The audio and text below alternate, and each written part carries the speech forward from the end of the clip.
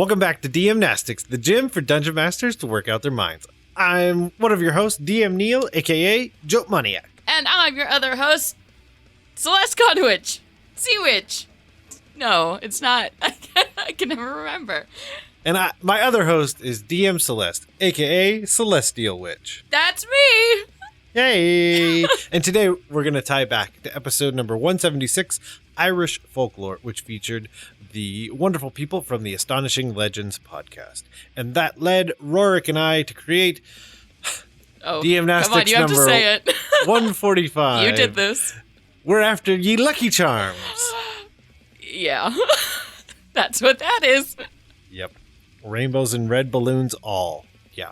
I used to just eat all the marshmallows out of my Lucky Charms and just throw away the rest of the grain. Yeah, bits. you can buy just bags of marshmallows. What a time to be alive, Neal. What a time to be alive. Done. Speaking of times to be alive, do you want to break down the exercise? Absolutely. Okay, so for this one, basically we gave you a bunch of common kind of Irish folklore, threads, sometimes even just a phrase or two. And then, of course, we asked you to expand how they would fit into the world of DM with our usual set of questions. So 1, what is the connected legend in DM? 2, how is it perceived by the people in general? 3, how much of it is true? 4, how does the legend propagate? 5, any relevant mechanical statistics? And 6, you do you. So we have quite a list here. So everything from the Doulahan to leprechauns to harps as a gift from the gods. So people are all over the place on this one. So what was your pick, Neal? Well, I chose the one from DM Danielson.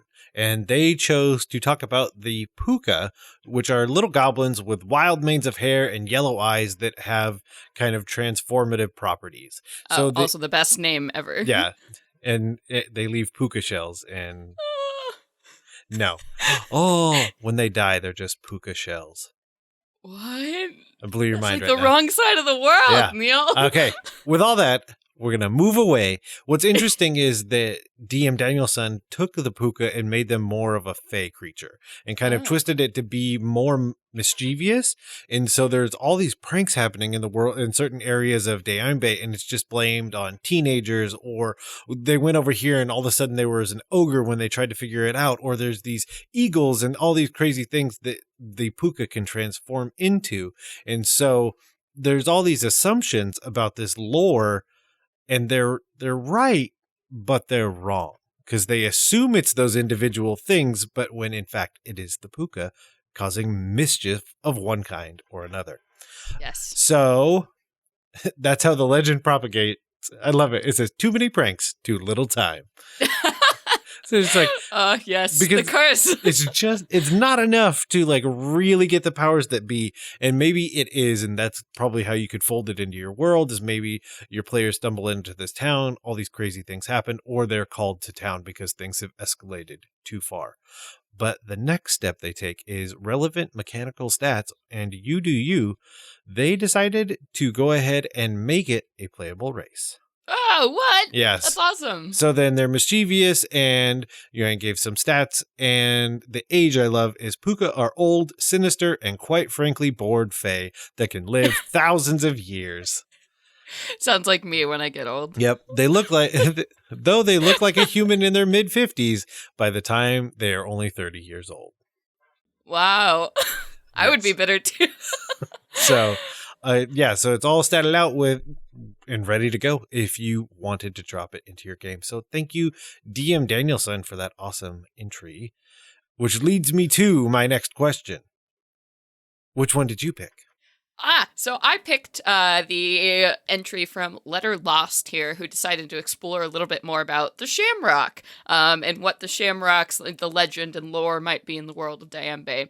So what I liked about this is that the Shamrock, they say, is also called the Fey Carpet or Pixie Prince. And basically what it is in places where the veil is thin between two planes, Shamrock grows. So if Fey have ever been in a place, or if you're really close to the Fey Wilds, Shamrocks grow in abundance in these areas. And so since, DM isn't particularly a high magic setting, whenever you see those like shamrock patches, you're like, oh, maybe there's like a magic item here, or maybe like Fae have gotten up to something here, which is, I thought, a super cool idea, giving that physical representation of like some Fae trickery going down.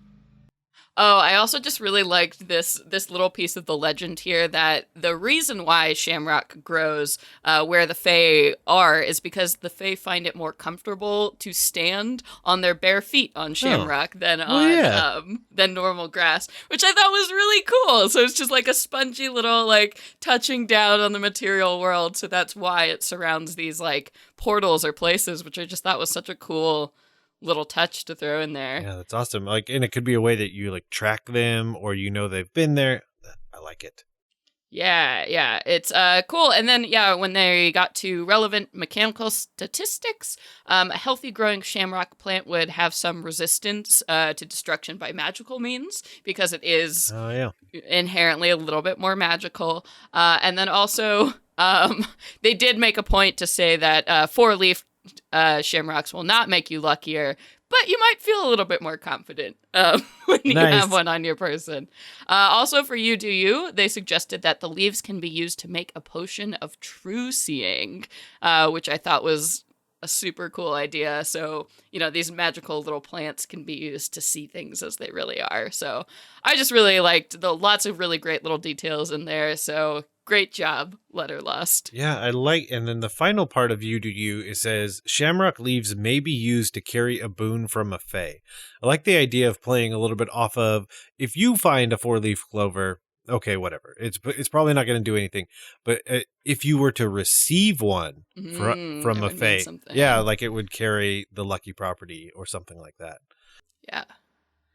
Oh, man, I just love that little Fae feet stepping on Shamrock. That's so cute. It's so comfy. I love it. Ooh, so spongy. That's awesome. But you know what that means? We've done it? No, it's time to lift the mental weights right now. Right. Aha. Lifting weights is what I do. Look at me. Lift these weights.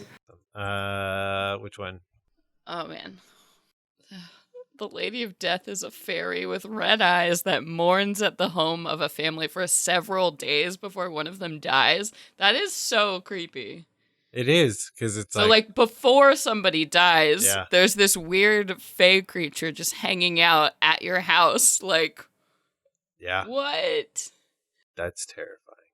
I mean, I would imagine that, like, if that was happening in an adventure, maybe that's what sparks somebody to go and like travel away from their home to like stop this from happening. So like if somebody is sick in their family and they see this fairy showing up, they're like, oh no, like something's gonna happen. I have to go and I have to travel to find a cure. And like, so that seems like a really cool impetus to send somebody out on an adventure. It gets very dark very fast. The other idea of getting the people, yourself and the people you love, out of the home and convincing someone else to go into the home. Oh. The idea that it is there at that residence, if you will, and someone is going to be taken. Oh, it's like you're the worst real estate agent ever. The other idea is essentially your Dungeons and Dragons meets Final Destination. What if you all leave? No. Yeah. Yeah. Oh no! And then the fate needs to take somebody. Somebody's got to go. Somebody's got to go. Somebody's got to go. Yeah. This Lady of Death is here. This tiny little fae with red eyes. Wow. I mean, that's tough. That's a tough go of it right there. Yeah. But I mean, the other thought would definitely be either patron, warlock patron. That'd be super cool, or in cleric domain potentially. Yeah. And like that's who you pray to. Oh. Several days. That's God, and imagine like if you're in your house and it's like you open up your cabinet and you just see like a flash of red eyes and then like she's gone or whatever. And so you're just like not actually, because she's not like hanging out on your couch or whatever. It's like she's just loitering around your house, like creeping in, looking through the windows. Yeah. I hate this. This is very scary. Well, you just hear like a flutter of wings. Yeah. Oh. Or like you swear that's what's moving around under your bed when you're sleeping. Oh man. Yay! That's fun. Wow. Irish folklore. Come on. Yeah. Oh, God. Yes. So we've kind of touched on it. I mean, the other thing would be how much power you end up giving this creature. Yeah. And because it definitely can vary between it's something that could be easily killed to a deity. Like I could see it fluctuating anywhere in between there. And so I also like it being in a really big town. Mm-hmm. And so, because a smaller town, it's, it feels so much more impactful, but it, and if it's in a large enough town in Deyambe or your world, that it's like, it's just kind of accepted. Like it just sucks, but, and it happens, but then it could have taken someone from like your party. Oh, where does it take them? Well, they're dead, but other than that, they're dead. I see. They're dead for sure. Oh, and then you have to go searching and like finding clues and things like that. Oh, yeah, love it. Okay, so number 4 is very interesting to me. Number 4, so, butterflies. Yeah, so butterflies are seen as a symbol of transformation and a message from the Fae. And depending on their color is what omen or good, bad fortune that you may be receiving. Oh, that is a really cool idea. So orange, stay active and optimistic. Yellow, sudden life change. Green is an omen of good luck, growth and abundance. A red butterfly by chance is an omen of very important life-changing news. Blue, grant wishes and make dreams come true. Brown, important, usually good news. Purple, a very powerful or rich or enlightened person will come your way. Black is an ill omen, as you can well imagine. Mm-hmm. And white is the presence of your deceased loved one who are here to protect and guide you. Wow. I love the idea of like having, they're like the Fae are sitting, on the other side of the veil and they're just like giving these little messages to the people walking around in the material plane. That's so interesting to think about. Like, why would the Fae be interested in sending these messengers and like what? That's so cool. Yeah. And I really like tapping into that, and maybe that's a way that you take your elves of the world or just maybe your own character and flavoring it by using these butterflies and in whatever divination they use. That's how they divination or commune, that's what they receive is some sort of butterfly. Yeah, that's what animal messenger, whole new meaning here when you have these butterflies. Yeah. Or even illusory effects, because if everybody knows this language of what these butterflies mean, that's a great way just to like get quick messages across. Just throwing black butterflies at people. Well, I mean, and that could be, that could be the way that you like I said, it just seems you fool like someone or deceive someone. Yeah, or that you flavor spells, and damage dealing spells and things like that.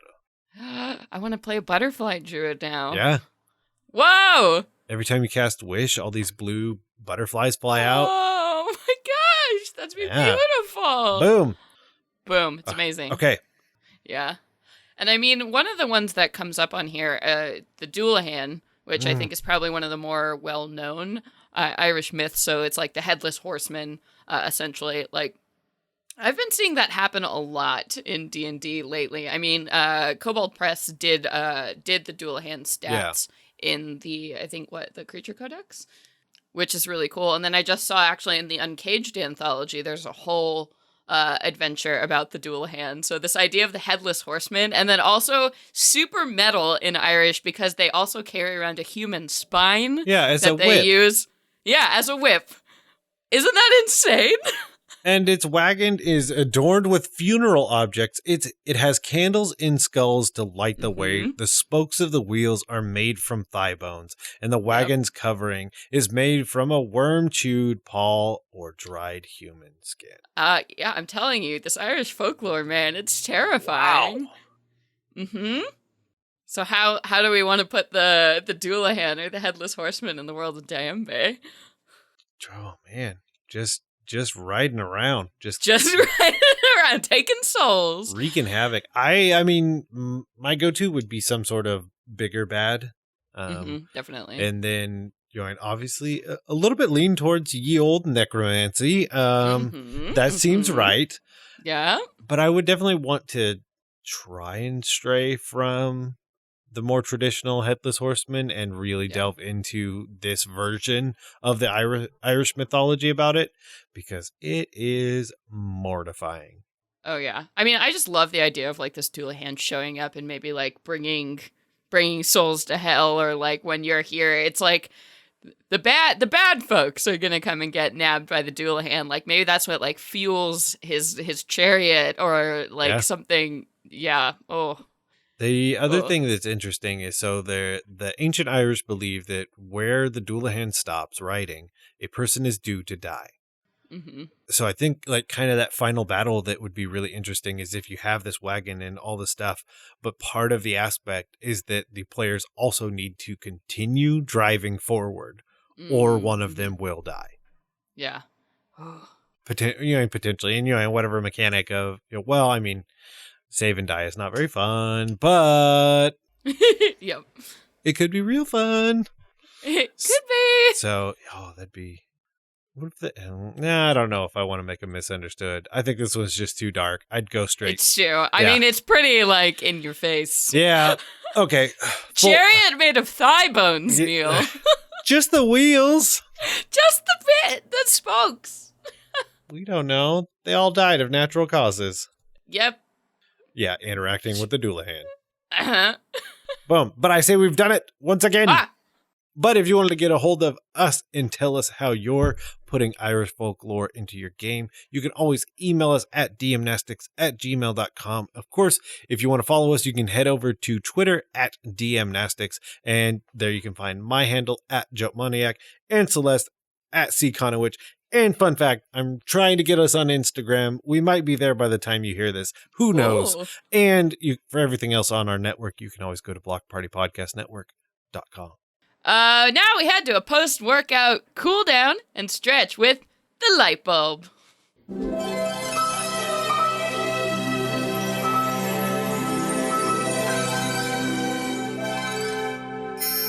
Light bulb. So today, What is it? for the light bulb?